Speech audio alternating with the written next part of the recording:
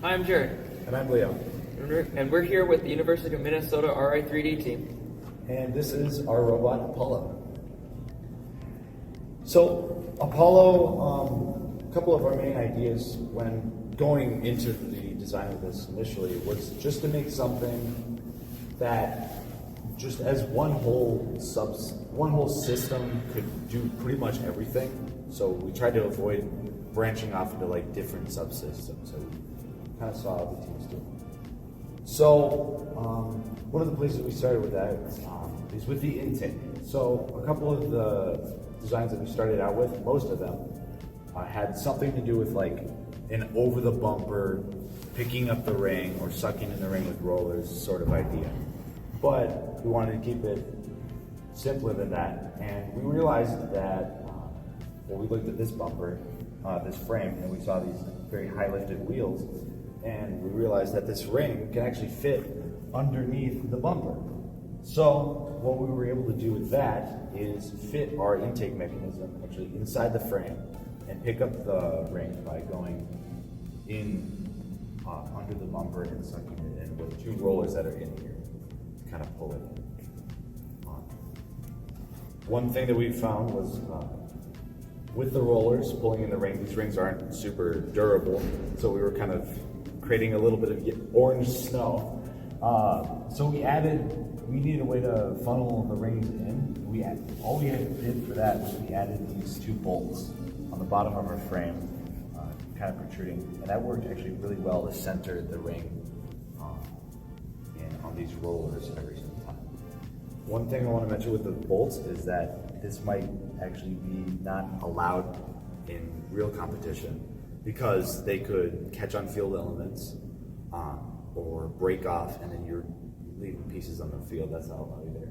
So the thing to consider if you're looking to do something like this is maybe use something like a spring that can bend out of the way if you hit something on the field. Luckily on this field, it doesn't look like they mention any sort of cables, but if it catches on the carpet or anything else, use something that can flex out of the way, or maybe a 3D printed piece that could, just something that doesn't damage the field.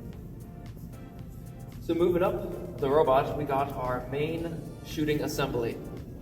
Very early on, we decided that we were going to have one solid mounted piece, one fixed angle, so we would be able to consistently shoot it into the top goal almost every time.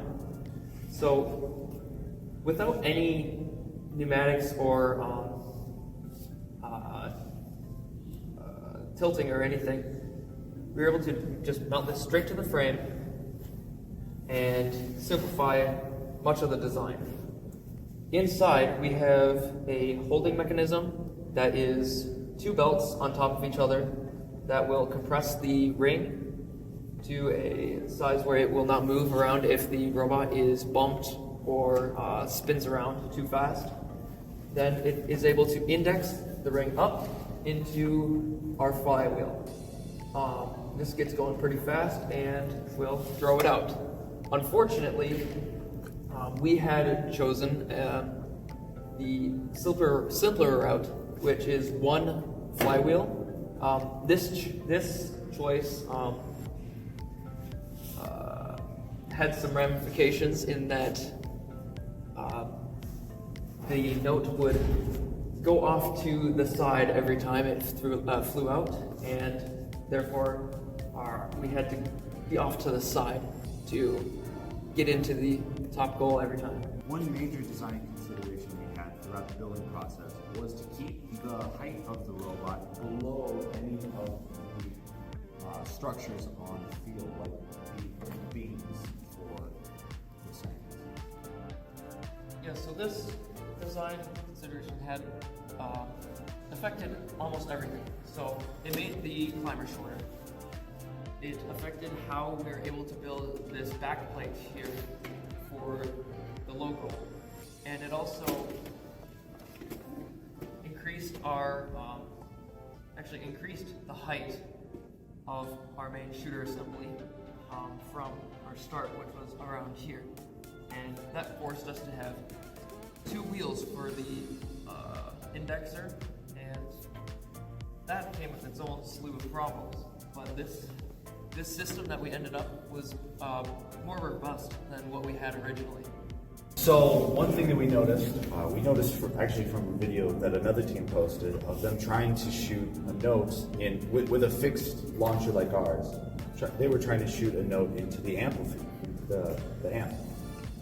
But it's so short that it actually bounces off the top edge and just bounces right out. It's actually a pretty tricky challenge. We tested it and ours did the same thing. So what we did to fix that problem is we came up with this, after a couple of different designs, one with flipping out and a couple others with pneumatics.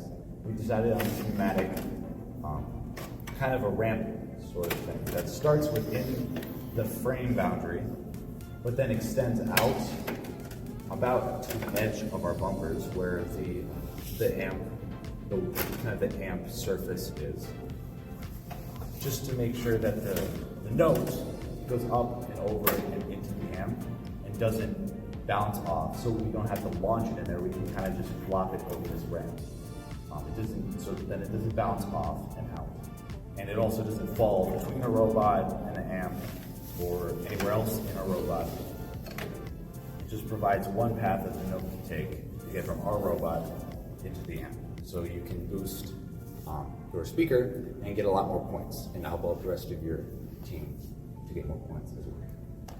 The last subsystem we have is the climber.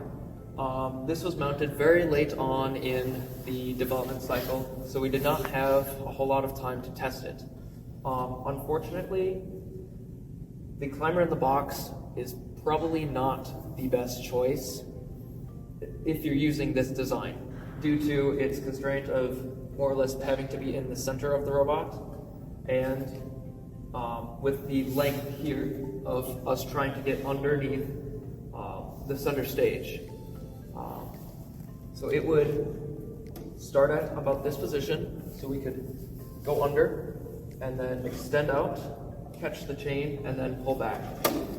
This was not enough travel for us to get fully off consistently.